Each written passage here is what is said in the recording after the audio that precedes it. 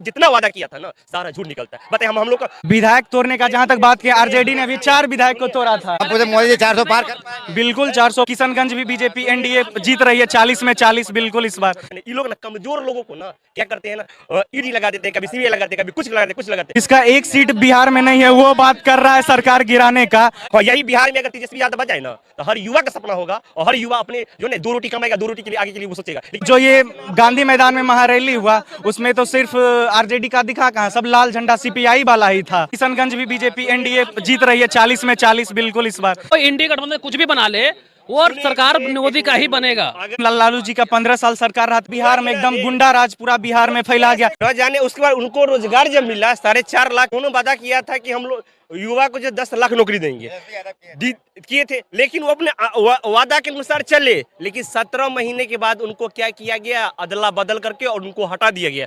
क्यों? क्योंकि जो इस यहाँ पे राजा हरिश्चंद्र के, क्योंकि जो सच्चाई के पथ पे चलता है ना उनको भीख मांगना पड़ता है। और इनको रुके आप क्या कर रहे हैं? नीतीश कुमार अब चल गए हैं बीजेपी में, तक क्या अब बिहार के युवा को रोजगार मिलेगा? क्योंकि जितना भी युवा था ना पहले और बेरोजगार हो जाएगा, क्योंकि इनके कार्यकाल में कोई किसी प्रकार की वैकेंसी भी नहीं आने वाला। देखिए रेलवे की हम बात करते हैं, बताइए रेलवे की 1-1 लाख वैकेंसी आता था, अब बताइए 9,000 वैकेंसी है। किस मुद्दे पर, किस आधार पे? उसके बाद जो पुअर फैमिली के लोग हैं उनको नॉन टेक्निकल लगा दिया गया, ग्रुप डी में टेक्निकल लगा दिया गया। कहाँ से लगेगा? गरीब का बच्चा कहाँ से जॉब पाएगा? और दूसरा बात खाली विदेश दौरा करते हैं, सिर्फ लंबे चौड़े वादा करते हैं, लेकिन सिर्फ वो जो होता है ना कागज पे काम करते हैं, धरातल पर इनका काम नहीं होता है। और यहाँ तक कि इन्होंने महंगाई इतना बढ़ा दिया जितना कि हम पहले अंग्रेज के समय में क्या हुआ था, हम गुलाम नहीं थे, लेकिन इनके समय में हम लोग गुलाम हो गए।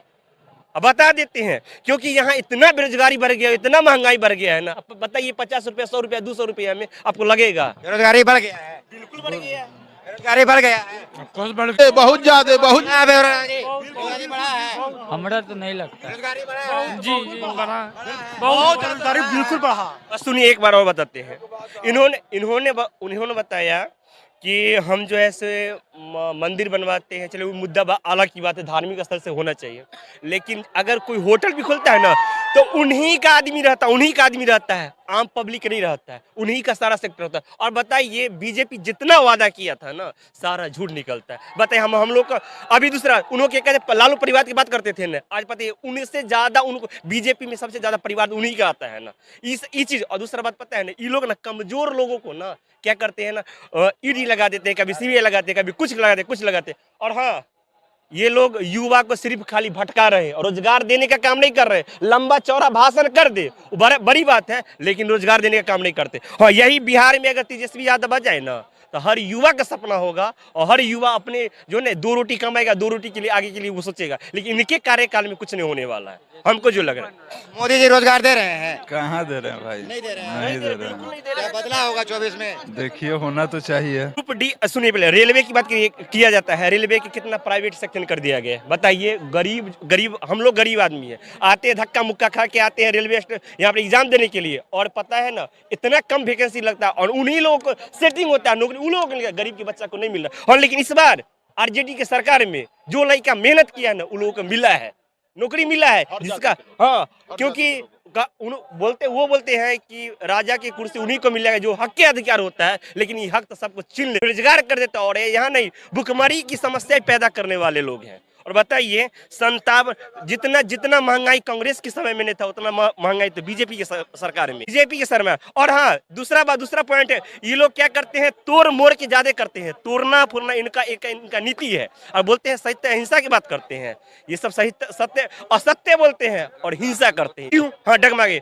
क्योंकि इन्होंने डायरेक्ट विपक्ष पर डाला है, उनको लग गया कि अब हम लोग का पत्ता गोल है। और सुनिए उन्होंने क्या किया, 400 के बोले थे करने, क्यों 400 पार, क्यों विधायक तोड़ने का काम करते, क्यों लालच दे रहे हैं इनको? अगर इतना ही पावर रहता है ना, क्या बोले थे ये सम्राट चौधरी क्या बोले थे, हम मुरट्ठा उसी समय खोल देंगे जिस समय जो है नीतीश कुमार को हम जब मुख्यमंत्री कुर्सी बैठ गए, अभी सट रहे हैं। और क्या बोले थे नीतीश कुमार, हाँ, जो हो गया सो हो गया, अब हम पलटने वाले नहीं है। कोई गारंटी लेता है नीतीश कुमार नहीं पलटेगा? बिल्कुल पलट जाएंगे। उनको कुर्सी का लोभ है, बिना पेनी का लोटा है। और बोलता है, इनको बोलता है कि मुख्यमंत्री ऐसा नहीं करना चाहिए। बताइए विधानसभा में कैसा कैसा वर्ड बोलते थे, बिहार के मुख्यमंत्री ऐसा होना चाहिए। महिला के बारे में सुनिए, महिला के बारे में सम्मानित वर्ड बोले थे। बिल्कुल आज बीजेपी के साथ गए हैं, वही महिला जो महिला विधानसभा में रोते हुए निकली, वो आज सपोर्ट कर रही है। क्यों? क्योंकि इनको भी लगा है कि अगर हम इनको सपोर्ट नहीं करेंगे तो हमारे यहाँ ईडी आएगा हर चीज के। ये बताइए कि मोदी जी 400 पार कर लेंगे क्या? मोदी जी 400 पार करेंगे? बिल हम एक बात, अगर युवा अगर मत अगर सही से करे तो मोदी जी 400 पार नहीं कर पाएंगे। मोदी जी 400 पार करेंगे? ना करना तो चाहिए। हाँ, मोदी जी 400 पार तो बिल्कुल। और जहां तक ये मतलब विधायक तोड़ने का बात किए, राजद ने भी AIM असदुद्दीन ओवैसी का 4 विधायक तोड़ा था ना बिहार में। उसको विधायक तोड़ने का जहां तक बात की, RJD ने भी 4 विधायक को तोड़ा था। मोदी जी 400 पार कर? बिल्कुल 400 पार। 400 पार कर? जिसका एक सीट बिहार में नहीं है वो बात कर रहा है सरकार गिराने का। और जो ये गांधी मैदान में महारैली हुआ उसमें तो सिर्फ RJD का दिखा कहाँ, सब लाल झंडा CPI वाला ही था। उसमें से कह रहे इतना साहब उसी समय दिए थे जिस समय राजद के पार्टी में थे। सुनिए, राजनीति में हमेशा कोई पल्ला बदलता है, उससे ना कोई सही हो जाता है ना ही कोई गलत होता है। ठीक है, राजद के साथ जब अलायंस बनाया, अगर वो खराब थे तो राजद अलायंस उसके साथ नहीं बनाता। ये पूछ रहे हैं कि मोदी जी 400 पार करें? पक्का पार करेंगे। कोई भी बिहार में भी 40 में से इसमें से कोई शक नहीं। पिछला बार किशनगंज का हार गए थे, इस बार किशनगंज भी बीजेपी NDA जीत रही है 40 में 40 बिल्कुल। इस बार 400 पार करे या ना करे, लेकिन सरकार उन्हीं का बनने वाला है, ये फिक्स है। कितना भी कोई इंडी गठबंधन कुछ भी बना ले, वो सरकार मोदी का ही बनेगा। अगर इन्होंने ऑफर देना बंद कर दिया, इनको अगर ऑफर देना बंद कर दिएगा, ईमानदारी के अगर ऑनेस्टी बेसिस होता है ना, ईमानदारी पर बोले इनको जीतने के लिए। और सुनिए एक मिनट, दूसरा बात, अगर तोड़ने फोड़ने के चक्कर हटा दे और ईडी और सीबीआई के जो है ना, इस चीज को हटाने का प्रयास करे और बोले कि ऑफर का जो लालच नहीं देने के लिए, जो इंसान जुमलाबाजी करके RJD से आया उसके बाद चला गया बीजेपी में। हम देख परिवार, आप बोले रोजगार की बात करें, रोजगार की बात है, मेन चीज रोजगार की बोले, लेकिन हम बोल देते हैं, लिखित देते हैं। जहाँ बेरोजगारी की है तो सबसे पहले लालू जी का 15 साल सरकार रहा था। ये आज जो बेरोजगार का हाल है बिहार में, वो तो सबसे पहले ना 17 साल में कुछ नहीं कर पाया, 15 साल की चर्चा कर रहे हैं। हम गिना दे कि पूरा गिना दे। जब बेस ही ऐसा तैयार किया गया बिहार में, एकदम गुंडा राज पूरा बिहार में फैला गया। कोई भी इस टाइम पे बिहार में कहीं भी आप कोई नहीं निकल सकता था ना। बिहार में कोई घर से बाहर निकल सकता था क्या बिहार में? ये जो इतना मोदी जी 400 पार करेंगे? नहीं, 400 पार नहीं करेंगे, कभी नहीं करेंगे, एकदम नहीं करेंगे। ठीक ना, हमको लगता है देश में सबसे फ्रॉड और जुमला सरकार यही रहा, झूठा, हर चीज झूठ बोला। प्रधानमंत्री के एक कैरेक्टर नहीं होता है कि हर बात झूठ बोले, ये हमेशा लुचा सरकारी है, ये हमेशा ही झूठ बोला है, एक भी बात प्रूफ नहीं किया है, जीवन में झूठ बोला है, जो भी बात है कि कुछ भी नहीं किया है, सिर्फ खाली बोलता है। गारंटी क्या चाहिए? गारंटी है लुचा गारंटी, झूठा गारंटी है, इससे कुछ नहीं। राशन से पेट भरेगा, राशन 5 किलो राशन देके क्या चूहा वाला हाल कर दिया, रोटी दे के और चूहा को फंसाने वाला हाल करता है। क्या राशन होता है? बोलिए, झूठ नहीं बोलेगा। शौचालय मिला या नहीं? शौचालय से शौचालय नहीं बनता है, मतलब शौचालय क्या मिल गया? गरीब लोग राशन कितना कार्ड बनता है? राशन कार्ड क्या है बताइए तो, कितना मिलता है राशन कार्ड?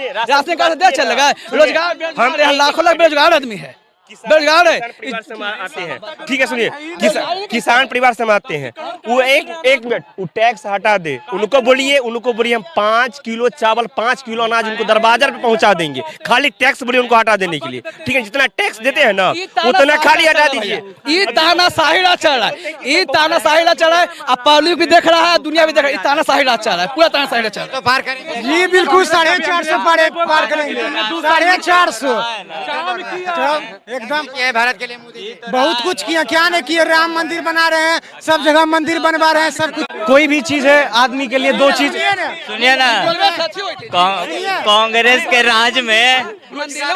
के राज में यात्रीगण कृपया ध्यान दे होता था, ये बंद हो गया। अब बोल रहे हैं आज। मेरा सवाल ये है कि मोदी जी 400 पार होंगे? 400 बोल रहे हैं, 4 लाख पार करेंगे तो मोदी जी कोई भी हीटर है भाई, कोई भी डेवलपमेंट दो चीज से, एक होता है एजुकेशन, एक हेल्थ होता है। जहाँ तक हेल्थ का बात है, आयुष्मान भारत, जिससे कोई भी गरीब 5 लाख का इलाज अपने फ्री में कर सकता है। और जहाँ तक एजुकेशन का बात किया, तो पहले आप देखिए कितना देश में कितना मेडिकल कॉलेज था। अभी इस बीजेपी के गवर्नमेंट में टोटल 24 IITs और एम्स का 12 एम्स का भारत में डेवलपमेंट किया गया। इसे देख सकते हैं पढ़ाई के क्षेत्र में और हेल्थ के क्षेत्र में मेन 2 ही चीज देखा जाता है, एजुकेशन और हेल्थ। इस दोनों क्षेत्र में जब डेवलपमेंट होगा तो बेरोजगारी। मंदिर का बात कर रहे हैं, जहाँ पर भी कोई भी बड़ा मंदिर होगा वहाँ पर डेवलपमेंट आएगा। जैसे यहाँ हनुमान मंदिर है, यहाँ से कितने लोगों को है रोजगार, 5 इसका हेल्थ हॉस्पिटल चलता है, यूनिट चलता है। एक मंदिर से कितना बिहार के कितने गरीबों का यहाँ पर इलाज होता है। देखिए कितना डेवलपमेंट एक मंदिर से होता है। और जहाँ तक राम मंदिर है, वो पूरा इंडिया में नहीं, उसका पूरा ब्रॉड बेस्ड जितना भी इंडिया में पूरा। मोदी जी रोजगार दे रहे हैं। अटल बिहारी वाजपेयी ने कहा था, अयोध्या में राम, बेरोजगारों को काम, महंगाई पे लगाम, यही है भारतीय जनता पार्टी का पैगाम। तो अयोध्या में राम हो गया, अब बेरोजगारों को काम और महंगाई पे लगाम, ये 2 जो है बच गया है। इस पर भी काम होगा। धारा 370 देखिए हट गया। राम और राष्ट्र जो कि बहुत बड़ा संपत्ति था हम लोगों को, जो ढका हुआ था, वो देख लीजिए कितने ऊपर आ गया है। वो ईश्वर का रूप है, मोदी थोड़ी है, वो तो भगवान है। वो वालों को रोजगार दे रहे हैं मोदी जी। देखिए मेरा मानना है कि रोजगार के मामले में, ठीक है, पहले से जो भी आपका वैकेंसीज होती है, जो टाइम पे टाइम, जैसे रेलवे का पहले जो वैकेंसी आता था, अभी 5 साल 6 साल के डिफरेंस के बाद आ रहा है। तो उन युवाओं का क्या होगा, जो बंदे ऑलरेडी प्रिपेयर कर रहे हैं, तो उनका एज निकल रहा है, वैकेंसी नहीं आ रही है। तो वैकेंसी अगर नहीं आ रही है तो उनका पार हो जाएगा, उसके बाद वो तैयारी करके क्या ही कर लेंगे, राइट। तो इस पर तो ध्यान देना चाहिए। और 2-3 और टॉपिक है, जैसे कि यूसीसी का जो कानून अभी आने वाला है, इसके रिगार्डिंग मैं यही बोलूँगा कि थोड़ा समुची करके, मतलब सारे धर्मों को देखते हुए एक नियम बनाना चाहिए जो बिल्कुल सही है। यूसीसी के मामले अधिकारी, ये 3 टॉपिक पे जो है एक यूसीसी का कानून बन रहा है, ठीक है। तो यूसीसी बनने के बाद सारे के सारे जितने भी प्रॉब्लम हो रहे हैं, देखिए आप एक बात समझिए, इक्वालिटी की बात करते हैं हम लोग, ठीक है। अब महिलाओं में जो, जैसे कि जो आपका दूसरे रिलीजन में, मुसलमान रिलीजन में एक पुरुष 4 महिलाएं शादी कर रही है।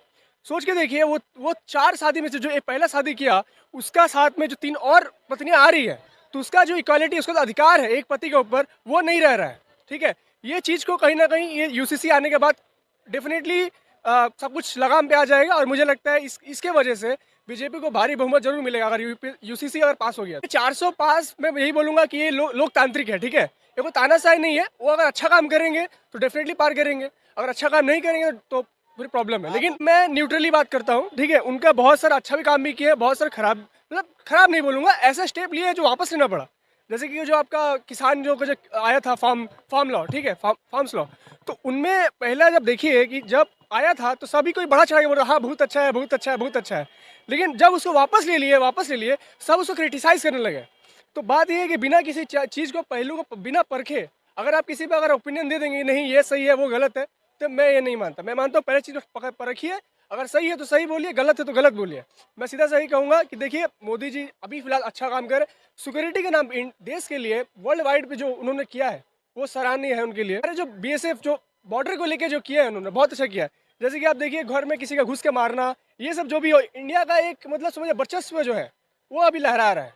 तो मुझे लगता है कि अगर एज ए कंट्री आप देखेंगे तो मोदी जी, बीजेपी का जो गवर्नमेंट है, मैं मोदी जी को नहीं कहूँगा, बीजेपी की जो गवर्नमेंट है वो काफ़ी अच्छा अभी पूरा लॉ कानून बना के चल रही है, जिससे देश को फायदा हो रहा है। मैं यही कहूँगा, देश सबसे सर्वोपरि होना चाहिए।